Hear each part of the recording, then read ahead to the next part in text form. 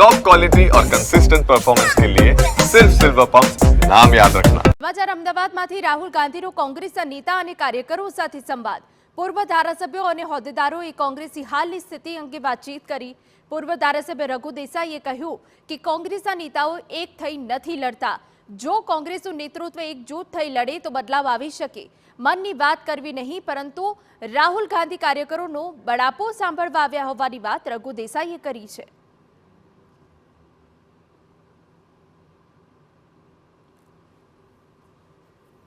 ગઈકાલે સિનિયર નેતાઓ અને પોલિટિકલ અફેર કમિટીના તમામ સભ્યો સાથે બેઠક કર્યા બાદ આજે રાહુલ ગાંધી કાર્યકર્તાઓ સાથે સંવાદ કરવાના છે। અલગ અલગ તાલુકામાંથી આવેલા તમામ જે કાર્યકર્તાઓ છે એમની સાથે આજે રાહુલ ગાંધી સંવાદ કરવા માટે જઈ રહ્યા છે। અને સૌથી મહત્વની વાત એ છે કે ગઈકાલે પણ એ પ્રયત્ન કરવામાં આવ્યો હતો કે ખરા અર્થમાં ગુજરાત કોંગ્રેસમાં ક્યાં ક્યાં ત્રુટિઓ રહેલી છે અને તમામ ત્રુટિઓને દૂર કરવા માટે શું કંઈ થઈ શકે। આપણી સાથે પૂર્વ ધારાસભ્ય શ્રી જોડાયા છે, એમની સાથે વાતચીત કરીએ, શું કંઈ કહી રહ્યા છે। જી, કયા પ્રકારની ખાસ ગઈકાલે બેઠક મળી હતી, આજે પણ કાર્યકર્તાઓને રાહુલ ગાંધી સાંભળવાના છે, સાંભળવાનો મિજાજ વધારે જોવા મળી રહ્યો છે કે પોતાના તરફથી કઈ ઉપદેશ આપે કે કોંગ્રેસે આવું કંઈ કરવું જોઈએ? एक व्यक्ति मन की बात करता है और हमारा एक नेता है जो लोगों की मन की बात सुनता है। राहुल गांधी जे रीते લોકસભાના અંદર ચેલેન્જ આપી છે દેશના વડાપ્રધાનશ્રીને, એના માટેની એક આ કવાયત છે।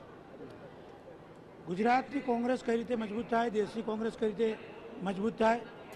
આટલા વખતની ચૂંટણીઓ 30 વર્ષથી ગુજરાતમાં સરકાર નથી, તો એનામાં સંગઠનમાં શું કમીઓ છે એ કઈ રીતે દૂર થાય અને કોંગ્રેસના અંદર જે પરિસ્થિતિ પાર્ટીના અંદર છે બધા એક થઈને કઈ રીતે ચૂંટણીઓ લડે અને એના માટે શું પ્લાનિંગ કરવું જોઈએ એનો એક રોડ મેપ તૈયાર કરવા માટે રાહુલ ગાંધી અહીંયા આવ્યા છે। દરેક લોકોને સાંભળે છે, ઉપદેશ આપતા નથી, ઉપદેશ આપવાનું કામ બીજાનું છે, પણ એમને બેઠા બેઠા દરેક લોકોની વાતો નાનામાં નાના કાર્યકર્તાઓની સાંભળી। અમારી અફેર્સ કમિટી, પાર્ટીને બધી જ કમિટીઓ, નાના નાના સેલ અને બ્લોકના પ્રમુખોને, જિલ્લાના પ્રમુખોની પણ વાતો સાંભળી છે।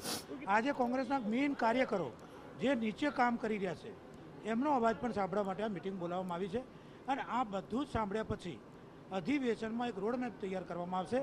એ રોડમેપ પ્રમાણે 2027 સુધી કોંગ્રેસે પ્લાનિંગ કરીને ચૂંટણીઓ લડશે। છેલ્લે જે પ્રકારની ચૂંટણીઓ થઈ, જે પ્રકારના પરિણામો આવ્યા અને અત્યારે હાલ સંગઠનની જે પ્રકારની સ્થિતિ છે, આપને લાગે છે એક ચમત્કારિક બદલાવ ગુજરાત કોંગ્રેસમાં આવતો ભવિષ્યમાં જોવા મળશે? અને જો આવશે તો એના માટે કેવા બદલાવની જરૂર અથવા તો એ ઈચ્છી રહ્યા છો આપ?